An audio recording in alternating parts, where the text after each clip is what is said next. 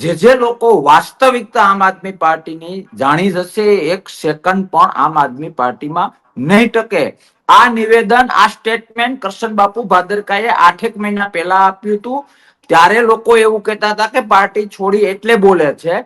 પણ હું રાજુભાઈ હોય, પરેશભાઈ ગોસ્વામી હોય, આજે સાગરભાઈ હોય, બાકી જિલ્લા વાઇઝ તો અનેક હજારોની સંખ્યામાં લોકો નીકળ્યા અને સવિશેષ લોકશાહીના ઇતિહાસમાં એક રેકોર્ડ બની ગયો કે 7 રાજ્યસભાના સાંસદોએ પણ રિઝાઇન કર્યું. આ બધા જ રાજીનામા મારા એ સ્ટેટમેન્ટને સ્ટેમ્પિંગ કરે છે, મારા નિવેદનને સત્ય સાબિત કરે છે. આજે ફરીથી હું તમને કહું છું કે આ ન્યૂઝ મારા માટે શોકિંગ નથી. દર અઠવાડિયે, 15 દીએ, મહિને દીએ મીડિયાને આવા સમાચાર મળતા રહેશે. ધીરે ધીરે બેસણું થઈ જશે આમ આદમી પાર્ટીનું, અને એ લોકશાહી માટે જરૂરી છે.